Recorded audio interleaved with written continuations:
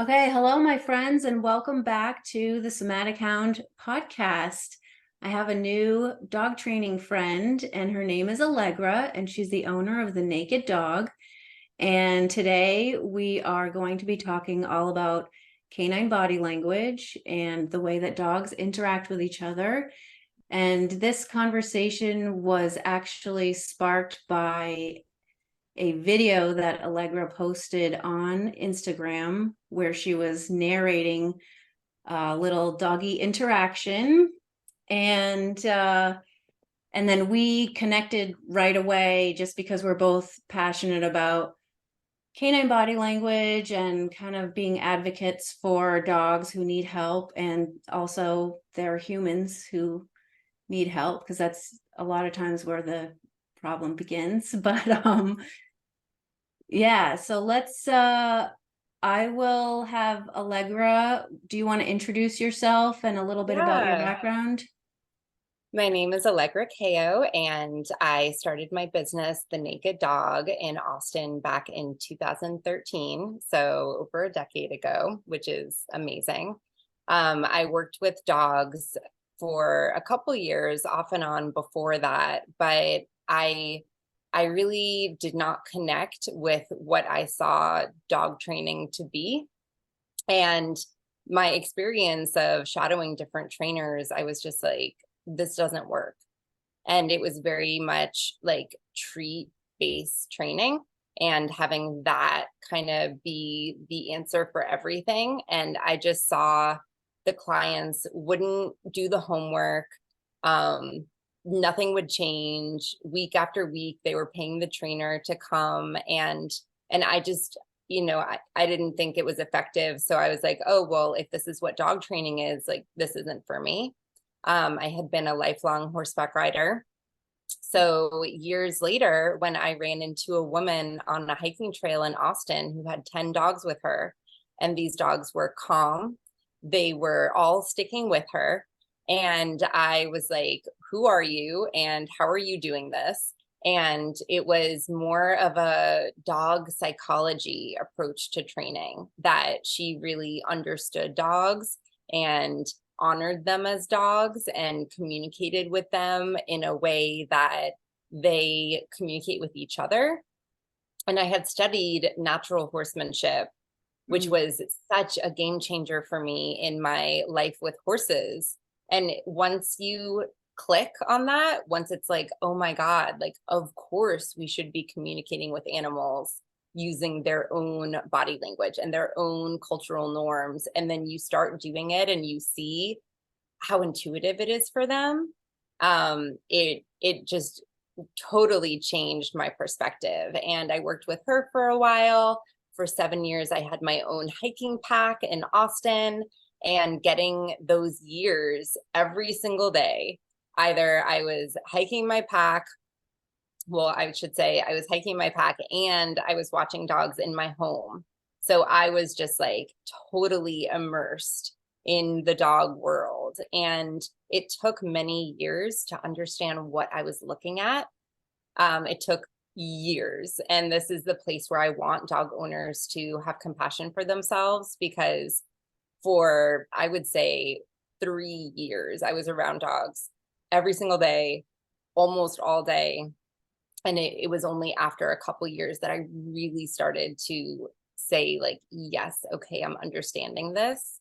So it's not like we should just automatically know this, but I think that the real problem is that dogs are everywhere. So we think that we understand them, like we think that we know what we're looking at, but just like in that video I posted, um, most owners don't know what they're looking at. So if we can start from there and say, hey, like, as humans, like, we don't really know what's going on, but people like you and I who dedicated years to this, like, can shortcut it. Like, we can teach you what we know. And then it's just this other beautiful way that we get to tune into our dogs. And once I thought that I was the best dog owner, I thought I had the best relationship with my dog. But once I started learning from this woman that I met, I realized how much I was missing. and how much I was kind of willfully ignoring, and that my dog didn't actually like a lot of the things that I like doing with her, like picking her up and kissing her and holding her. Like once I started to really read her distress signals, I got to know her as an individual, right? She wasn't just like my dog. She was this unique, complex being. And that was just the most beautiful thing, getting to get to that depth in our relationship. And I worry that a lot of dog owners are missing out on that. Yes, I totally agree on all of that. It takes years, years of really studying, like as if you're at college or even like getting a master's degree. And like, I would say I probably could at this point write some sort of a thesis because I have dedicated so much of my life to figuring this out. And then looking back and saying, oh, the first 5 years that I was a trainer, I really didn't even know what I was looking at. But I did not know. it's how it's like you just jump in the fire and you just learn as you go, or whatever the saying is. I don't know. But, Yeah. you just kind of get in there and start doing it, and then helping other people. Yeah, the language, the body language is the whole key, because I feel the same way. Like I was missing this really important connection with my dogs because I wasn't either listening or understanding their language. And then once I did, same thing. I preach all the time now. Dogs do not like hugs and kisses. And I Mhm. get so much heat for it online. Oh, yeah. And everyone's like, my dog loves hugs. And I'm like, okay, whatever Uh, you want to believe. I mean, it's interesting because my friends know what I do. And if I have a new friend and they start asking me some questions, we'll be in public and I'll just start pointing to dogs. And I'm like, hey, this is what's happening. Like that dog is showing subtle signs of distress. That dog is showing anxiety. That dog is making that other dog uncomfortable. Like what that owner just rewarded the dog for doing is actually rude. And then people will loop back with me, like, honestly, in a couple of days. And they're like, you have ruined dogs for me. Like once you start tuning into what's actually happening, you just see dogs that are either in distress or overstimulated. And that is, I would say, like 85% of the dogs that are in public. And then like 15% is like a calm, comfortable, chill dog, just tuned into their owner, moving through the world together. That is the minority. And what I've started saying is what we see, that overstimulated, oh, he's happy, like just a dog that's kind of out of their minds. It is common, but it's not normal. Like we see it everywhere. So we think it's normal, and it's not normal. It's just what's most common. And if we can, teach people, hey, it's that anthropomorphism, right? That we think, and I actually have an article about this on my website where I'm like, the photos that I would post of my hiking pack, it was of dogs panting, because when dogs are panting, they look like they're smiling. If a dog is just calm, kind of like a person's face when they're meditating, you're not necessarily going to post that photo of you, but that is when you're most relaxed and at peace, like you're just not worried about your expression, right? So when dogs are relaxed, they look sad. When a dog is focused, in my training sessions, I'm asking the dog to, walk in a heel, tune into their owner, like be ready to receive communications, and they're concentrating. And the owner's like, oh, he looks sad. And I'm like, you have actually never seen your dog concentrate before. This is what concentration looks like. So just if we can pivot that, the way that we look when we smile, when dogs make that same expression, it doesn't mean that they're happy. They're panting because they're hot. Maybe they're anxious, it's panting, and then it's not a one-to-one of, oh, that's happiness, like it would be for someone smiling. Because I know, like me as a woman, I have several different smiles, and like some of them are kind of a I am in distress smile, right? So, we just want to write dogs off in a way. We want to go, oh, that's what this is. But dogs are so complex. And the interesting thing I was thinking about before our call is that after 15 years, I feel comfortable saying I am an expert at this. And I still don't always know. If you show me a short video clip, or even this dog I've been house sitting for the past month, there's times where I'm like, do you like this or do you not?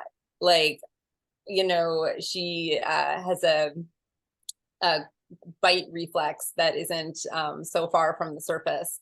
So it took me a few weeks to figure out, like, what is good for you. And I still don't know. I just know kind of, okay, like I'm in a gray area. I'm going to go one more step and then I'm going to check in. And then I'm going to go one more step and I'm going to check in. So if I, as an expert, it takes me weeks to get to know a dog, and I'm constantly saying, well, I'm not sure. I'm not sure. For someone who has not devoted the past 15 years of their life to this, you're not sure either. If you think that you're sure, you probably don't know what you're looking at, because I am not sure. And then I just am waiting. I say, okay, I don't know if that other dog liked that. Let me see what that other dog does next. And then even so, I'm like, okay, well, they did that, but does that mean that it was a calming signal or an invitation? You just kind of have to go step by step. So it's even as an expert, I'm still not, writing the narrative of every dog interaction. I'm not sure, but I definitely am excited to share a little bit more of what I know, because I think it's just that desire that we have to be good owners, to really get to know our dogs, to be there for our dogs. If we can take that desire and add a little bit of education and context to it, and just teach owners what to look for, they're going to get that deep relationship with their dog that they think that they're having. But that deep relationship tends to coexist with all these behavioral problems. And when you go even deeper into the relationship, you can figure out how to navigate or do away with a lot of those behavior problems. You can't say, oh, I know my dog perfectly, Andy has all these issues. Usually the issues are a result of, hey, like we're missing something somewhere, and even I'm not perfect at it. Yeah, I totally agree with that, because one, every dog is an individual, so it takes time to get to know that individual dog. You don't just, like, I don't just show up at a lesson where the dog, for example, this dog was trying to bite me through the muzzle. And later in the lesson, I was like, he kind of seems okay. We took the muzzle off. I tried to pet him. He was not okay. He still wanted to. Now we're on like our fourth lesson. I've made contact with the dog. He's made tons of progress, but I'm still not quite sure if he's gonna bite me. So it Totally. takes a long time. I hope that what we can do is kind of give like, not in this podcast, but like in our work, kind of give like a little bit of a cheat code, so like people can get the basics and then build their own skills in terms of reading body language. And sometimes I feel like it's almost more of an art than a science. Like, Definitely. Like I yeah, cannot write a sheet with pictures and say, this is always what this is. And I call it a constellation of cues, yes, because, your ears could be a certain way, but I can't say by looking at a dog's ears alone what's happening. I'm looking at the ears, the eyes, the tension in the mouth, the head position, where they're looking, how hard their stare is, how tense their back is, the position and movement of the tail, like it's a lot of things together. Just like how, like just by looking at my eyes, you can't tell, but by looking at my whole face and my posture and listening to the tone of my voice and the words I'm saying, right? And that's why text is so hard, because you're just getting these words and without all the other cues. And I think that that's the thing that we forget. And this is where I see my clients kind of go wrong, that most clients, I'll say dog owners, are all about words. It's like command words and then the leash or the treat, so we have our voice and we have our tool. And for us as primates, yes, like that is good for this species. That is, we have our language and we have our tools, and we got the thumbs to hold the tools, and that's how we do things. But for dogs, we just forget how much of the way that we communicate with each other is nonverbal. So much of it is nonverbal. And so much of it is energetic, because you can kind of feel when someone's words don't match, the feeling that you're getting. And I think it's a little bit harder to quantify. So it's easier for us to say, well, this person said these two sentences and this is what those words mean. So like, there we go. But really, when we communicate with each other, it's like the fish in the ocean, like we're all humans. So we kind of, as we grow up, learn to read each other in ways that we're no longer conscious of. But at first, when you're learning to read dogs, it's a very conscious effort, and it's a lot of trial and failure. So just me guessing, hey, and I did it just the other day. I'm like, well, I don't know if this is going to go well, what I'm about to do. And then I did it and it did not go well. So, it's a lot of, oh, hey, like, I think that my dog might be getting a little bit too excited. And then for me at this point, I'm like, well, I'm just going to step in, like I don't gain anything really from letting it carry on. So it's like, like if I think maybe they're getting too excited, good enough. Like, let's just come back, tone it down for a sec, and then we can go back to what we were doing. But other times I'm like, I think he's getting a little bit too excited. And then 30 seconds, 5 seconds, 2 minutes later, I'm like, yep, there he is. Now my dog's out of control. Like, okay, like time to go deal with that. And the more we can tune into, not the problem, but kind of what happens before the problem. Yes. And then what happens before that. And if I can get my dog here, I don't get anywhere near a problem. Yes. But most people are, they have the problem and then here they want to fix it here. And I'm like, no. You can't fix it here. You just have to be paying attention. So you can figure out, okay, what was happening here? And then what was happening here? And how can I identify those two places so I can step in before the problem? Yes. And that is what gives me the ability to be good at this, just because I'm super tuned in to the fine kind of high level stuff. But I really, really do think that dog owners can learn this. Oh, they definitely can. I think, there are a couple points I wanted to pick up there. I think, in my own journey, I have had to heal some of my own trauma. Like I had to get sober and go to therapy and learn about somatic experiencing and what was trapped in my body and when I was dissociating. And like, I think as much as I've worked on myself and my own embodiment, now I'm able to recognize those states in the dogs. Whereas before, because I was so dissociated and wasn't able to even recognize my own state, then like I was kind of blind to it in the dogs. Or like I didn't want to see it because it was like triggering to me because it resonated so much with my own fears and anxieties and depression and whatever else. Like, and as I've gotten healthier and more able to recognize my own state energetically and physically, now I'm able to look at the dogs and really see what's going on and stuff that I never saw before. So I think one is that, yes, we can teach people to pay attention to certain cues. They kind of have to be open to it, especially with their own dog, because I feel like their own dog is going to reflect a lot of their own personal baggage. And sometimes people are not ready to see that. But what was my other point? Oh, like what you were saying, it's not just like so many people are like, but his tail's wagging. And I'm like, yeah, but look at his eyes and his mouth Yeah. and his ears and the whole tone of his body and what's going on in the environment. He's clearly triggered right now or overstimulated or can't handle what's going on. That just because the tail is wagging doesn't mean the dog's okay.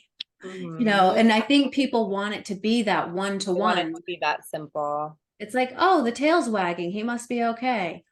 Well, not really. Dogs have been our like number one animal, right? It was the first animal to be domesticated. So I feel like culturally, we just think that knowing about dogs should be innate, but and now dogs are everywhere, and there's all these like dog memes, and it's really hard because we're so saturated in dogs to just say like, oh hi, like we actually don't know anything about them. And if me, as someone who studied dog training for years, could years into having immersed myself in this, could have realized like, oh hey, like I actually don't know what I'm doing, and I think that you had the same experience, like then everyone definitely doesn't know what they're doing. And I love, love, love, because that's been my journey too, that me learning this style of dog training totally went hand in hand with my own work on myself. And I actually have an article that I'm working on, and the article is called But First, Are You Okay? Because for me, I use my body as a training tool. I am constantly communicating with my dog with subtle body language cues. So, in order for me to do that, I need to be in my body and I need to be present, and my muscles need to be relaxed because then when I tense them, it means something. So, in order for me to be in my body and super present with myself, I had to do a lot of work to get there. But my dog was the best motivation, because when I was like, oh yeah, well, I want my life to be better, so I'm going to do this work to make my life better, I was like, I'm going to do it tomorrow. But then when I realized like, oh my god, like my dog is suffering because of my unprocessed baggage, I was like, hell no, like hell no, I love my dog, like I will do anything for her. And for her, I figured out how I could get clear and how I could be kind of energetically self-contained, like energetically and emotionally responsible, and for her sake. So I could show up for her. And so she could feel, oh, hey, like Allegra's got this, and that I could use my body to communicate with her. And it, we generally, like, we don't feel safe in our bodies. We're storing a lot of unprocessed emotion in our bodies because of our lifestyles, with like the hours we work and how many hours we're indoors sitting. Like our bodies are stiff, and it just, we don't have the relationship with our bodies that dogs do. Even that little piece of shaking, that expression, shake it off. Like if I see a dog shake, that is a pretty good indication to me of, oh, like something a little bit stressful just happened. And stress, I tell my clients, I'm like, learning is inherently stressful. It just is. So, that's okay, because there's manageable stress and there's unmanageable stress. So to see a dog shake, I don't automatically think, oh my God, something's wrong. Whatever happened to make him shake shouldn't have happened. Like life is stressful, like little things that maybe shouldn't be. Like I get stressed about silly stuff. But the fact that our dogs, can just like release it and let it go is why they can move on and be present and be happy. Whereas we are very stoic and, reserved, but then we carry our stuff around with us for years. So it's an interesting place where just, yeah, learning to read them and taking it as feedback and then using it as a communication tool. And so much of it for me is just being able to feel the vibe, like feel the vibe and send the vibe. I talk about I'm like, you want your dog to be like this, like nice, long, low wavelengths. But most dogs I see are like this. And my explanation is, if my dog was like this, they would be doing the same behaviors that your dog does that you're complaining about. So the way that I don't have those behaviors happen is that I just keep my dog like this. And then those behaviors don't come up. So instead of trying to like be like, well, I want my dog to be maximum excited, but I don't want them to bark or jump on anyone or ignore me or hump another dog. And I'm like, well, like that is not an option, you know? So if they're just, you know, a good level of excited, if they're just having like a nice time, then they can continue having a nice time because they're not going to be getting in trouble. But if they're having the best time ever, you know, things are going to go wrong.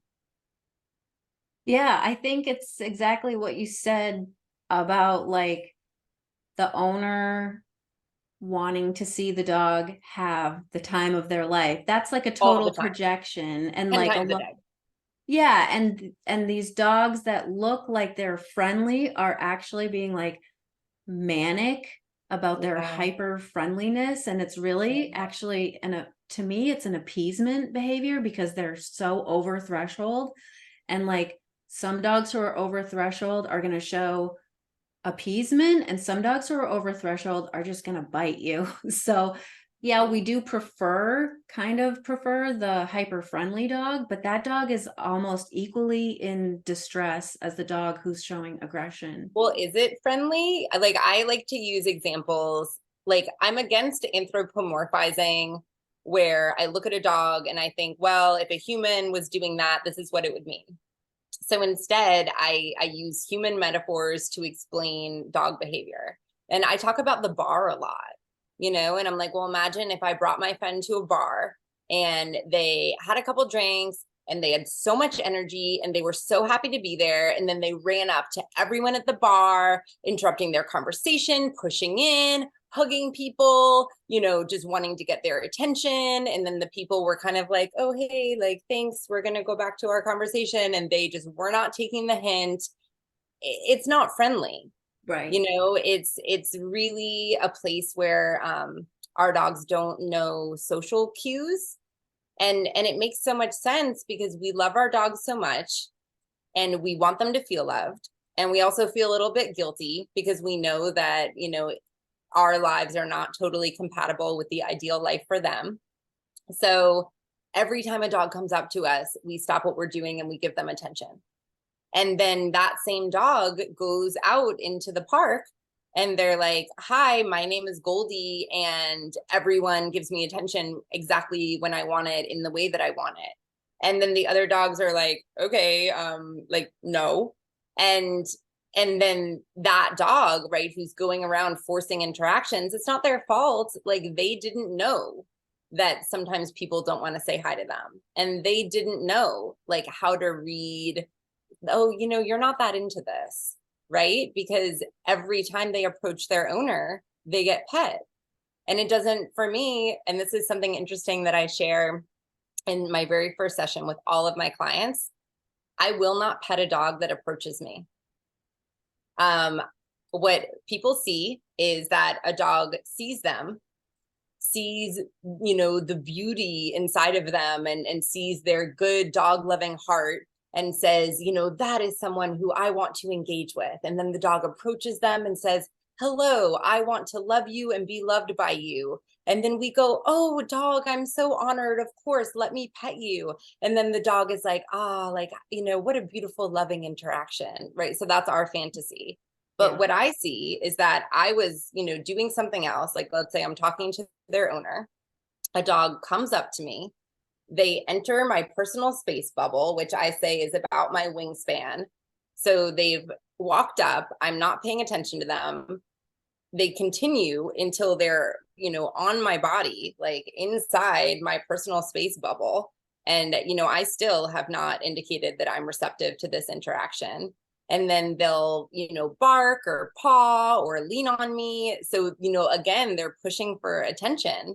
And this is all stuff that's like really rude. Like if a person did this, like you would not be like, oh my God, this person loves me and they just want to be loved by me. You'd be like, oh, like you have no social skills. You're not reading this. Like you're actually a little bit dangerous and like I don't really want to interact with you. So for me, I just won't reward that like pushy, impulsive energy.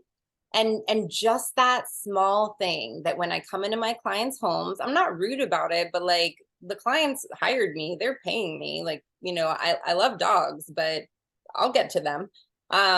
So when I come in and I don't look at the dog, I don't talk to the dog. I have the owners have them on leash, so I don't have to deal with the dog coming into my space or jumping on me. And the dog is, of course, excited to meet me because usually when people come in the door, it's this big, exciting thing and it's excitement piled on excitement, and then they get pet. But just the fact that I ignore them and then later on, once the dog is calm, they're laying down, they don't care anymore. They're like, whatever, I guess I'm never going to get to, they can smell me from across the room, but like, I guess we're never going to say hi. Then I'm like, okay, hey, why don't, come over calmly. I'm going to put my arm all the way out and then I'll give you a little scratch. And then after that, I say, okay, out, you know, and just that interaction alone, the dog is like, all right, I see you. Okay. And then the dog listens to me in a way that they don't listen to their owners. And it is the most incredible thing, just that one small little thing where I am, I'm in charge of my attention. I'm in charge of my personal space. I like you. I'm glad you're here. I'm going to, try to make sure that you get the good life that you deserve. But like, I'm not going to reward you when you push into my space. And I only know how to do this because I saw other dogs do it. I just copy the dogs. And the dogs listen to me. And it's interesting. I had one client in all my years say to me, well, like, aren't you worried about looking rude? And just, like, and it does, right? Because either your dog is an extension of yourself. So it's like, maybe they feel rejected because I have not immediately lavished love on their dog. But within minutes, the dog is listening to me in a way that they don't listen to the owner. And just that one small shift, and then I can communicate really subtly to the dog. Whereas the owner who loves the dog so much is like yelling at the dog, and the dog's getting in trouble a lot. So it's like, well, if I had to pick one, really excited affection or having a great life with a calm dog who listens to me, and there's room for affection, but not when a dog is forcing me. I just want to be sure, hey, like, are we both choosing this? And I don't force dogs either. I don't pet them when they're coming up to me, oh, hey, pet me right now. And I don't walk up to them and pet them. I'll go near them, and then I, hey, and I'll offer and I'll say, do you want to interact? And they get to say yes or no. And it doesn't break my heart if they say no, because maybe they don't. And like, that's okay. Like, I'm here for them. I'm not here for me. I don't need to pet you in order for me to feel good about myself. Yeah, I was just going to say so much of it is our own projection of our Yeah. own needs to be validated and to be loved. Totally. And I do the exact same thing when I walk into a client home. I actually don't even acknowledge the dog. And I think some clients are like, I thought this lady liked dogs, but I would like totally ignore the dog. But then Yeah. the dog's behavior changes right away. Right away. And like we talked earlier before we were recording, a lot of times the owner's like, well, this isn't how he usually acts. He's usually XYZ off the walls, reactive, aggressive, whatever. And I'm like, well, I'm not doing anything. Like, I'm not mind controlling your dog. Like, Yeah. it's just it's a nonverbal communication.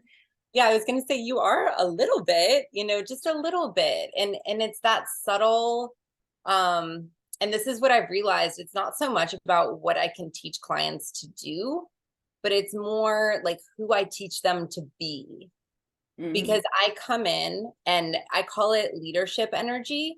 where I just come in and I'm like, hi, I'm Allegra. I will be in charge of everything right now. So I kind of have a bubble, like a big energetic bubble, and I put it around me. This is my personal space. And then I put it around all the beings in the room.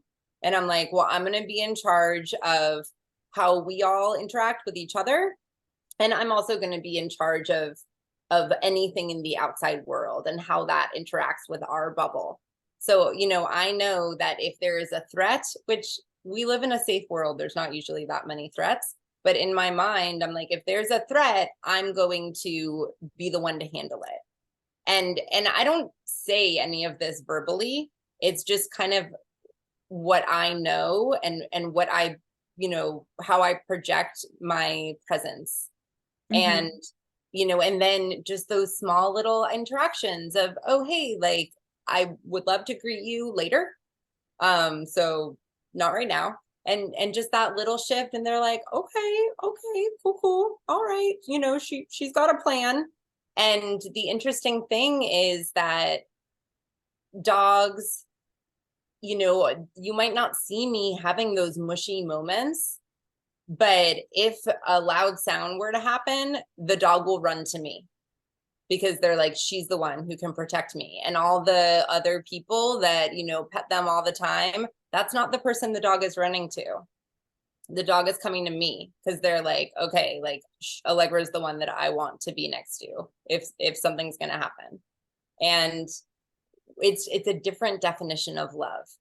Mm-hmm. It's a definition of love that's much bigger and much deeper. And a lot of us are kind of taking, I call it the cotton candy layer. We're taking the low hanging fruit, and it's all about, I was looking last night at photos of me and my dog throughout her life. And I cannot even enjoy the photos of us together because I see subtle signs of distress. Like, I'm holding her for the camera, and I can see her, and it's so subtle, where she is just looking down and away. And I talk to clients about that during greetings. Every 3 seconds, I want the dog to just dip their nose out of the interaction, just down and away, just that. And in the photos, I can see my dog just looking down and away. And in her subtle language, she's saying, hi, like, I am uncomfortable. Like, I don't want to be held and pointed at a camera. And there I am smiling and trying to like pose her. And there she is. And I think about my dog, who I loved so much. And by so many measures, I gave her an amazing life. But in that, I have a literal visual evidence of me letting her down, and like, once you understand that they're not here to be a hot water bottle, they're not here to comfort us, they're not here to be a stuffed animal we hold and cry on. They are an animal, they are a unique individual, and they're not a prop for a photo, they're not a way to get likes on Instagram. And if we love them, which we do, we love them so much, that what better way can we love them than in their own language of love, which is just noticing what they don't like. And this is a tricky one, because what was about to come out of my mouth is try not to do it. And then on the flip side of that is I also need to desensitize my dog. If I say, oh, he doesn't like that, like, I tell people when they get a puppy, I'm like, do what a toddler would do. I tug on their ears and their tail, and just a tiny bit. I get in their mouth because we're going to have to brush their teeth. I play with their ears to get used to them cleaning it. I pull on their back skin just a little, and then I go back to petting them. So there's a way that we have to systematically make our dogs uncomfortable. And then there's another way where I'm like, well, if it's for a photo, like, maybe I can skip that one. So a lot of us are making our dogs uncomfortable in a purposeless way, but then we refuse to make them uncomfortable. And then, they need to be sedated at the vet because you can't clip their nails. Or they can't be in Exactly. a crate, and it's like, like, you need to make them a little uncomfortable so they learn to tolerate discomfort. But then, if there's a way that's totally for you, like, there's your negotiation. Like paw handling, like you gotta get them used to it. But like posing them for photos or putting clothes on them, like they don't like that. You don't have to do that. Yeah, the costumes, I'm not about the costumes. My dog hated them. I was like, and to me, I'm like, that's dog abuse. I Yeah. have a carousel that I'm about to post on high level dog abuse. And it's just all these small things that we do for our comfort or our entertainment. And I'm like, you know, I'll use pressure on the leash. Everyone uses pressure on the leash because most dogs pull, but like I use it on purpose. And people are like, that's cruel, right? But then I'm like, well, I see people holding their dog's paws and posing them, all for Instagram stuff. And I'm like, well, like, where are we drawing the line here? Because at least my dog is going to learn, hey, like, how nice is it for us to walk next to each other? Right. But your dog, like, what are they learning from like some of those trends, right? Where you put your nose against the dog's nose and like, where you try to scare your dog. Like, it's so, it's so mean. It's so cringe, right? It really, Dangerous too. oh my God, I know. Yeah. Yeah, I just I will never put my face near a dog's face. Like me and that dog have to know each other really, really, really well. Like 99% of my life, like my face is nowhere near their face. Yes. Oh yeah, that was something we talked about, the hugs and kisses. But before we before we jump into that, I just want to say that was a great explanation of how we can systematically sort of like increase our dog's window of tolerance or their emotional capacity for like real life stress that they have to deal with.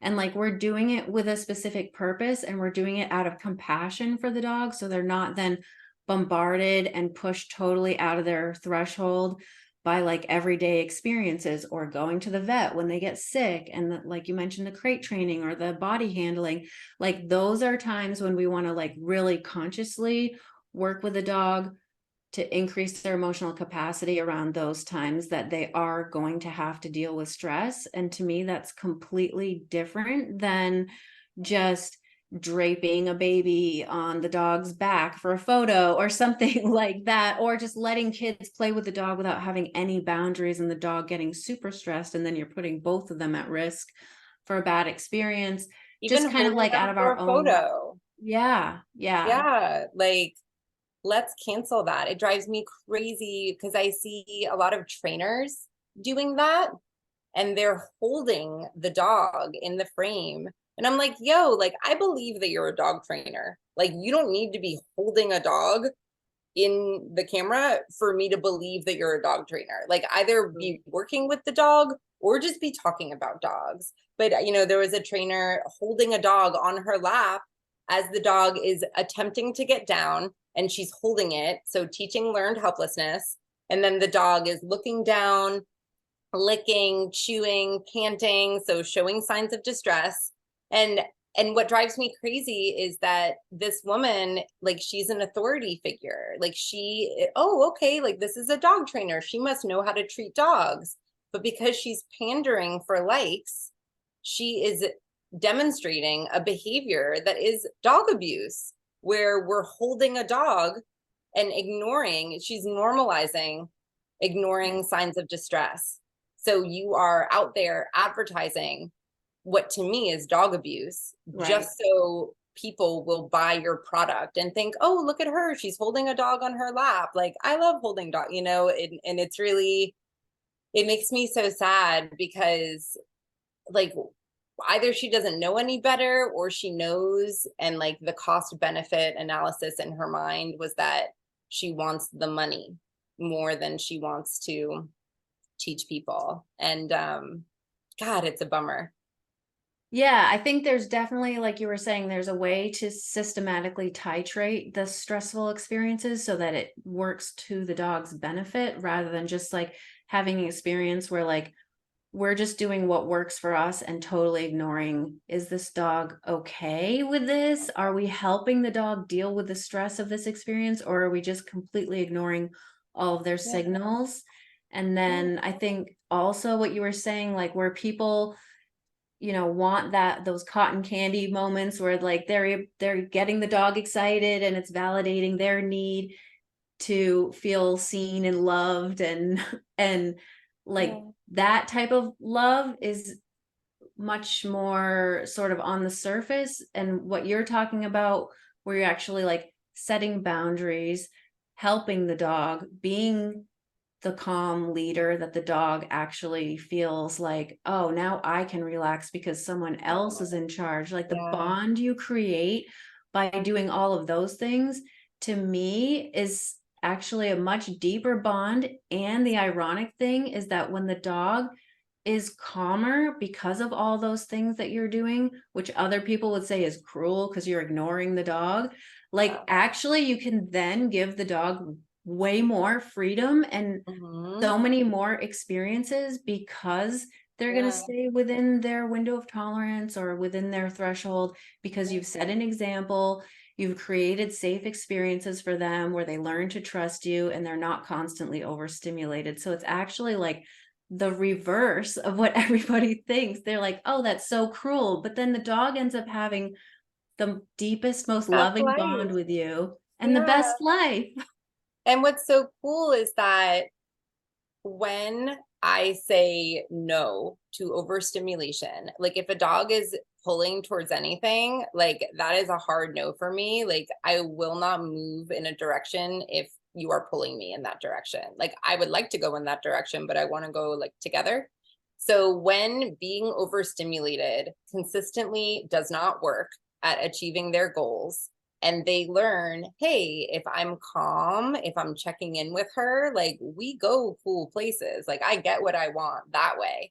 And when a dog starts to default to being a calm, tuned in teammate, I can communicate with them with just furrowing my brow and looking at them, or tensing my stomach, or just a little snap, or and that's it.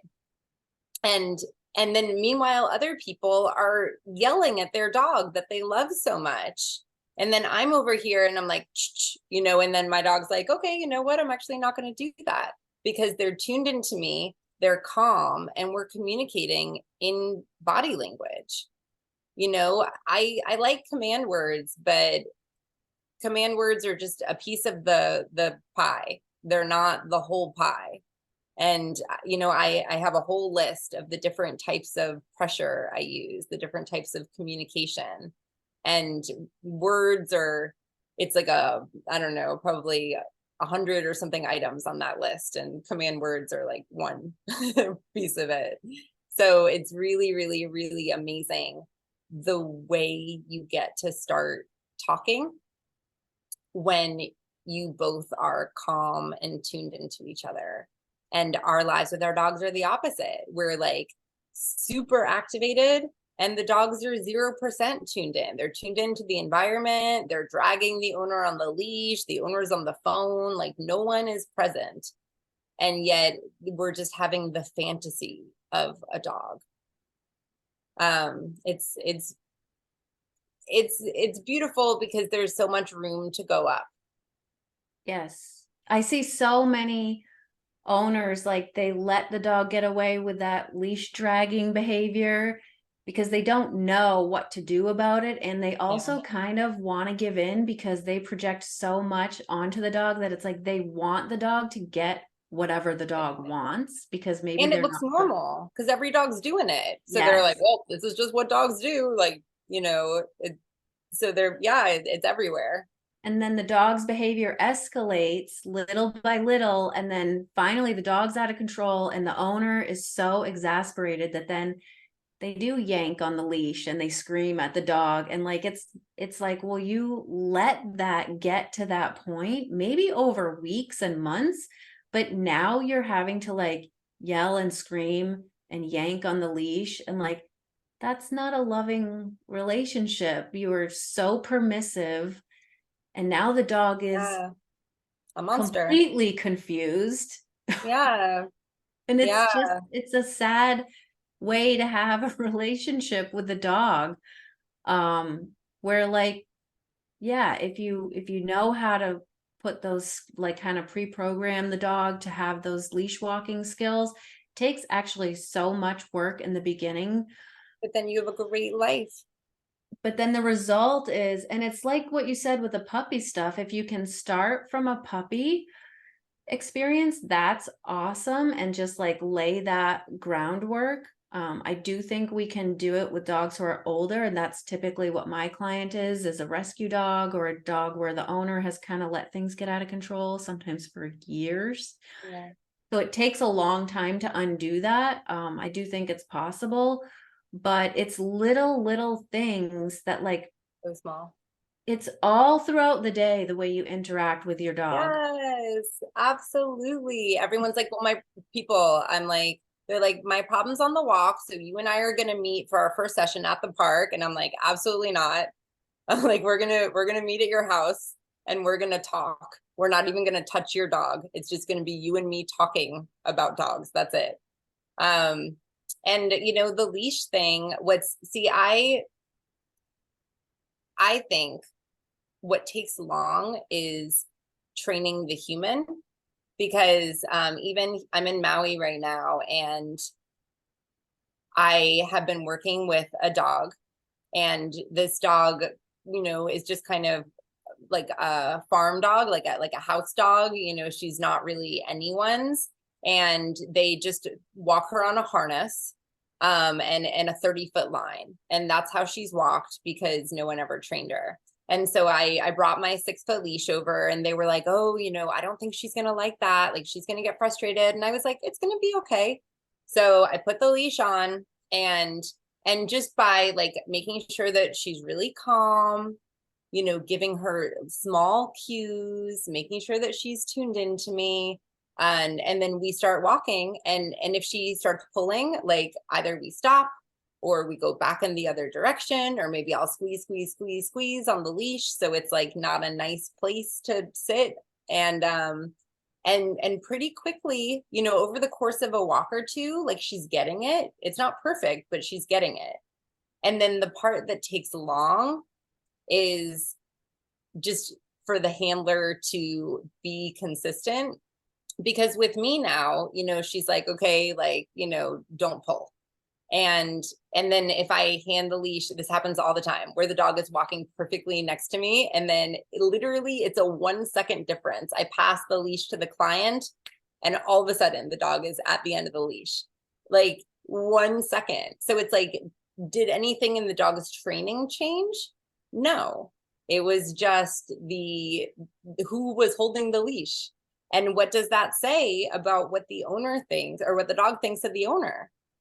They just, they're animals. Like, we forget that they're not angels, and they're not humans. They're an animal, and they're just a little blob of biology, and all of us little blobs of biology, we have our needs and our desires, and we're self-interested, and we want what we want, and they want what they want, and they know exactly what they can get away with who. Just like I talk to people about substitute teachers.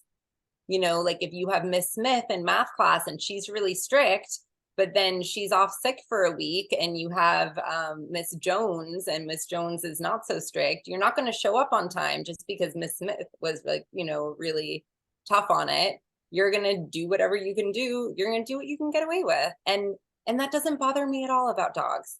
I love that. That's great. Good for you. So that means it's on us of, hey, like, I'm just going to be really consistent about, like, I don't like being pulled on. So like, if you're going to pull on me, like, we're not going to keep walking forwards. So like, you can choose how much we walk. Like, maybe we walk very little. And then once a dog figures out, oh, if I want to keep going, I just need to not pull. They're like, boom, like, I solved this riddle. And I'm like, you did solve it. Like, good for you. Yeah, totally. It's all about consistency, and exactly what you Yeah. said. The dog is just going to do whatever works. Like, they're not Yeah. projecting like, oh, I have to behave for this person because Yeah. this is how this handler is, and I have to, That's not how it's they feel like, about you. it's just totally in the moment, like what works. And if they can get away with it, they will. Yeah, It's but like I would too. You know what I mean? Like I exactly. totally like mad respect, like I totally get it. I was writing something the other day about I'm watching this dog. She's 12 years old. She's pretty sassy. She's a sassy little lady and we got most of it ironed out within a week or two. But she'll still have these tantrum moments, like she wants to walk wherever she wants to walk in the street. And when a car is coming, I like to put her on the inside.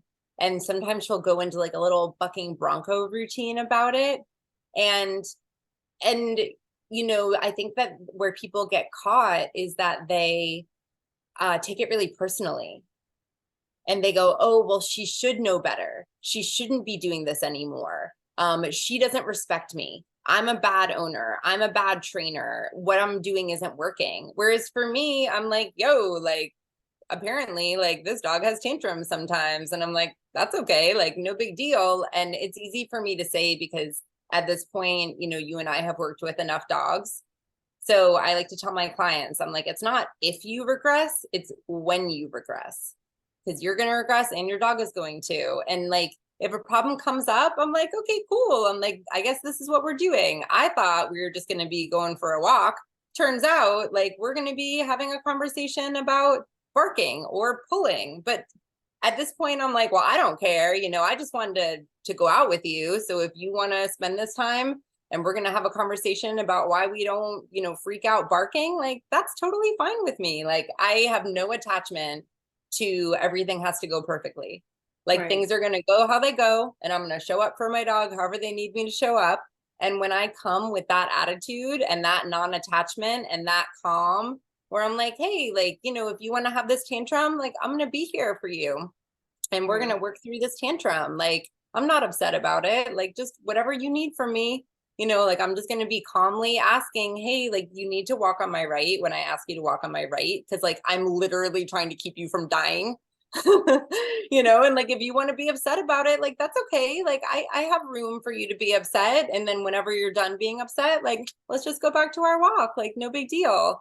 And that, it took me years and it took me a lot of inner work because when I felt really bad about myself, I would have taken that really personally because my wounds were just kind of looking for proof about, what a bad person I was. And I just felt so bad about myself. Then whenever something would go wrong, it would like, oh, like really sting. And then I would be not just reacting to, oh, hey, something went wrong, but like the sting of it.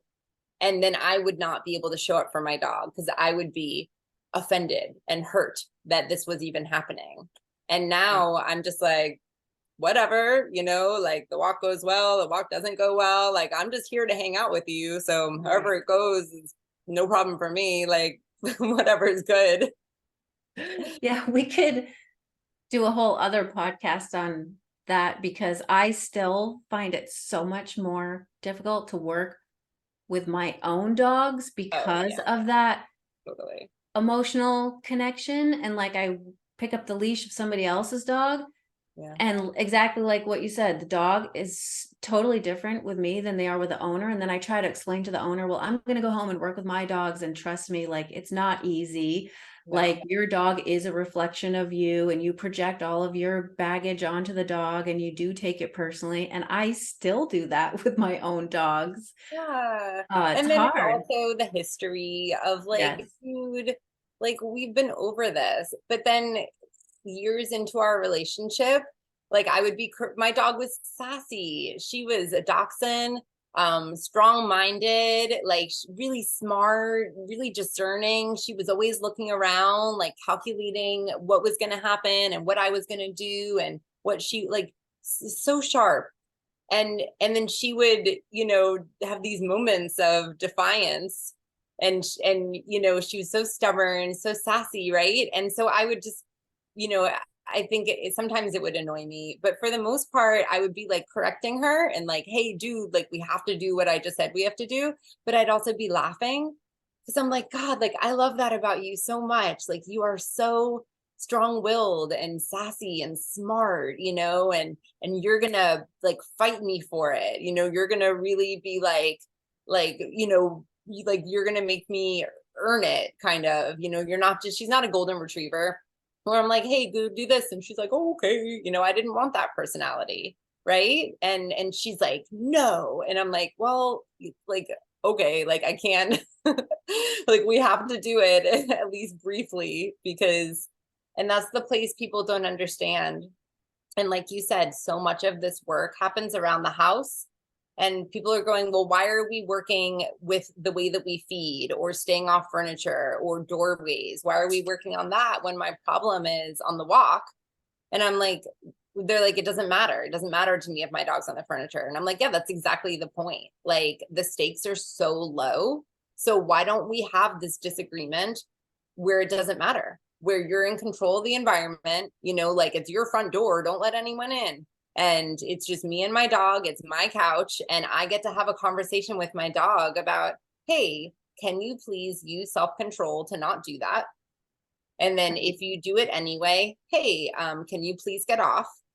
And then if I ask you nicely and clearly to get off my furniture that I bought, that I asked you not to get on, and you don't, okay, now we get to have a conversation about your attitude, because like that's not a good attitude. And then I get to show up to our relationship calmly, but with my boundaries and with my integrity. And I get to demonstrate to you, hey, like when I ask you to do something, I need for you to do it. I just need for you to do it. And if you don't do it, I'm just gonna make the world around us increasingly uncomfortable until you do it. And then the second you do it, weird. Isn't that nice to just do what I ask? And and then my dog learns, oh, okay, like she means what she says. And otherwise you teach them, oh, well, if I just ignore her 4 times, then she gives up. And this is the conversation that we have to have in the house. The couch is a great one. If you're having problems with your dogs, get them off the couch, just because it's an opportunity to have a conversation about your relationship and about their attitude and about, hey, like, I just need for you to be a good friend and a good roommate and a good teammate and a good, companion. And when I ask you not to do something, like, please don't do it. And when I say, hey, like, stop right now, like, I need for you to stop right now. And then it's interesting because people are afraid that if they set and hold a boundary, their dog will stop loving them. Yes. And that is conditional love. Yes. And, I'm like, if your relationship is so weak that you think that holding a boundary will lose your dog's trust in you, and this is the place that, like, the paradox, because those moments are what make our dog trust us. Because they're like, well, I threw all my best moves at her. I was sassy. I was stubborn. I gave her the sad eyes. Like I gave her everything in my arsenal, and still, she got her way. So then they're like, okay, well, if she can, out stubborn or outsmart me, then I guess she's better equipped to handle threats. And it's that piece. And I have an article about this on my website too, where I take Maslow's hierarchy of needs and I translate it for dogs. And we're meeting their basic needs, not usually their need for exercise. And a lot of people could feed their dogs better food, but we're meeting, food and water, most people have covered. And then everyone forgets about safety because they're like, well, we're safe, for the most part. Or they say, oh, well, I want my dog to protect me. And I'm like, no, you don't. Like, that's not a casual side hustle. That's like a full-time, like if you get a protection dog, like they're not your pet, they're a protection dog. And we forget that our dogs are in a human world. They don't know about safety. They don't know that we're safe. And in fact, they're not safe because we let other dogs hump them at the park and we let them push us around. And they don't feel like, they're freaking out barking and we're inside texting, they're like, well, Allegra's not paying attention to the threats of the world. So when my dog goes out and barks, I'm like, hey, I am the perimeter guy. I am the one who's in charge. I say, I'm looking out for the threat. I say, when there's a threat, I decide how we handle the threat. That's not your job. Stand down. Right. You Right. stand down. That's my job. And I'd I say decide no threat.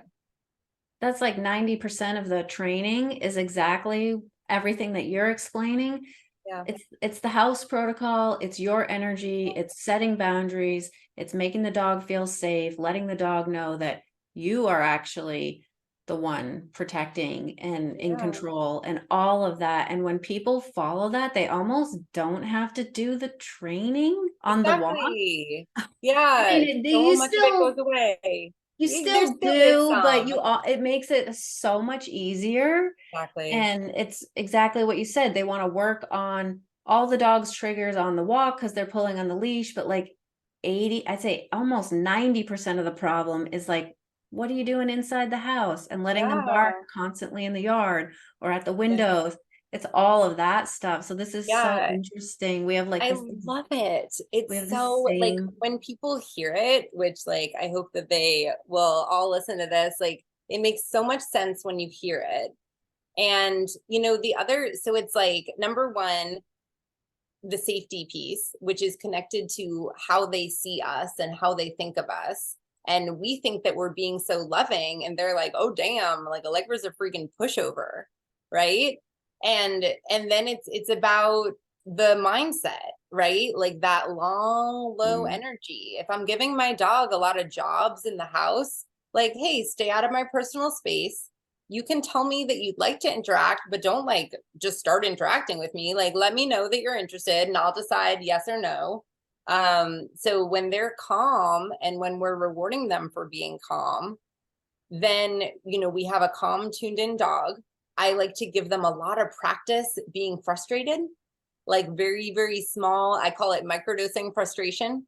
And be frustrated that you can't get on the couch, be frustrated that I'm not letting you follow me around the house. Like, you figure out that the way to get let out of the crate is to be calm, and then you figure out how to regulate yourself from excited to calm. Because for most dog owners, we're like, well, my house has walls, so my dog can act a fool in the house and like the walls protect them. And then they're like, well, everything's going wrong on the walk. And I'm like, well, the truth is, like, everything's going wrong in your house, like, because your dog is in an activated mindset. They think that they have to protect you.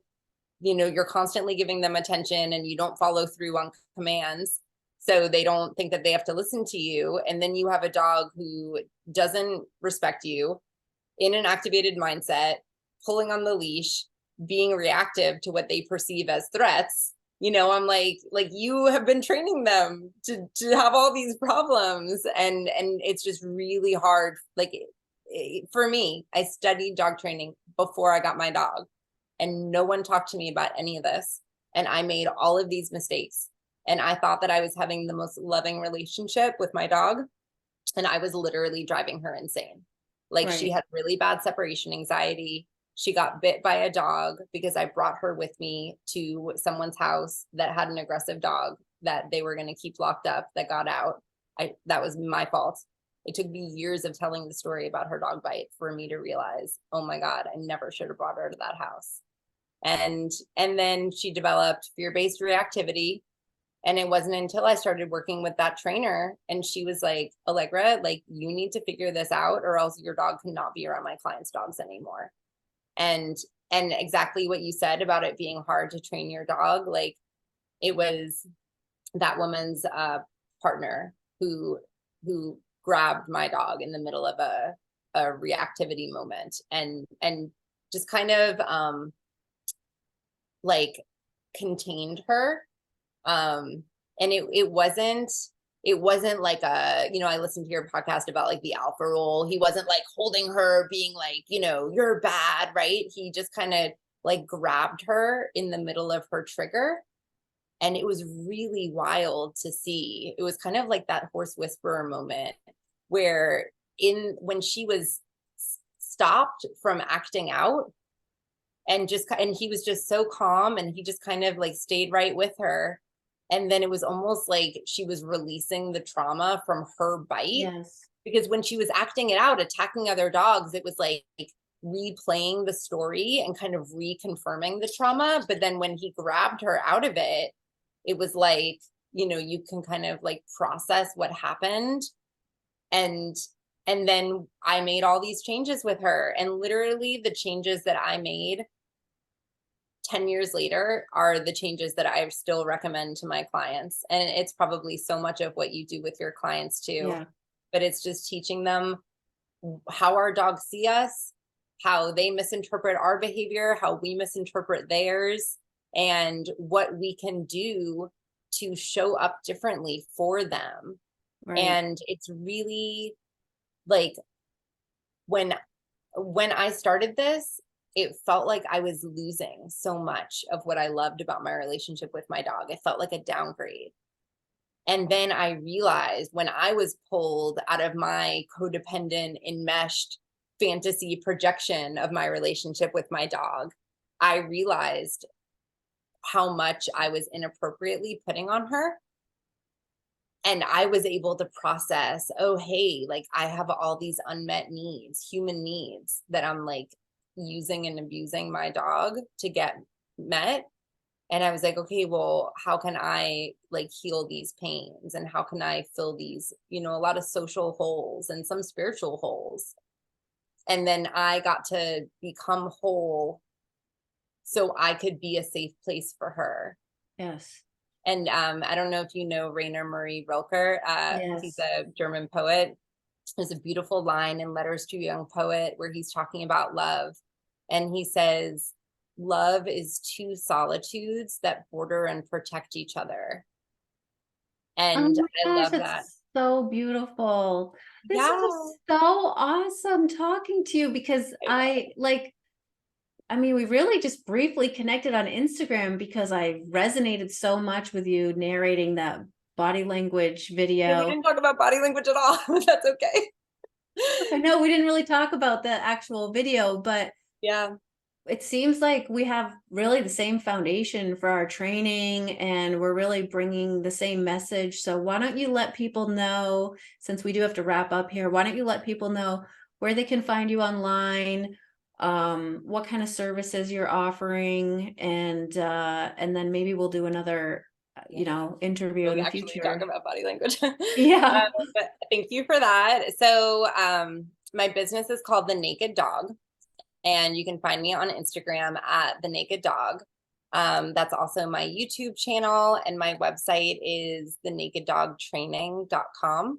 And I offer virtual coaching. I have a couple e-courses. One is my 2-hour training session. That was the initial training session I would do with all my in-person clients. And it's like 2 hours. It's super, super, super information rich. And like that is such a game changer for people. And then to supplement that, I have a course called 2 Weeks to Train, where I worked with Arrow, the beach dog. I grabbed a dog off the beach in Mexico, and I fostered him for 2 weeks because he almost got himself killed. So I decided he was fired from being a stray dog. And I just filmed, you know, and I was like, well, what does a dog trainer do when she adopts a dog? And I hired someone to come film me, and it's really, really cool just showing my approach. And it, you know, any dog, like even if you've had your dog for years, just kind of learning the nuance of how you let them out of the crate, how you walk out the door, how you introduce them to people, you know, what do you do on walks. So that course is awesome. You get to spend a lot of time with me. There's tons of video. And what I love that I'm doing right now is that I'm giving away a ton of information for free. So on my website, you'll find my free puppy course, my 3 video series of my top 3 training tips, which might even be a little bit of what you heard today. And I have a newsletter. I have a monthly newsletter that goes out. So that will have an article or a new YouTube video that goes up. And I have a how-to guide section on my site. So it's just a ton of articles I've written for my clients. And I just love having those up to share with people, because everyone deserves this. Like, you shouldn't have to be able to afford an expensive trainer to deserve access to what it took me over a decade to learn. Right. Awesome. Thank you so much. Thank you. This was so I will fun. also link to that video that sparked this whole conversation if people are Yeah, interested in it. totally. And then, maybe we can talk in the future about um doing another episode, because obviously it seems like we have so much to talk about. I would Um, love that. I was watching some of your body language videos, and it would be so cool to like show each other clips, yes. and then people can see like how hard it is to judge just by a clip. Because like I Yes. guarantee, like, show me a little clip, like I'll give you my best guess about what's happening, but then show me the full clip and like probably it will not be what I thought it was. Yes. So even as So an expert, dog body language, you know, it's trial and error, and there's a lot we can learn that can give us a lot of insight. yes, it's very complex, but so interesting. And So this useful. was just an awesome conversation. So thank you so A much. total delight. Yeah. All right, you take care. And we'll see you guys in the next episode. Thanks, Leah. Bye.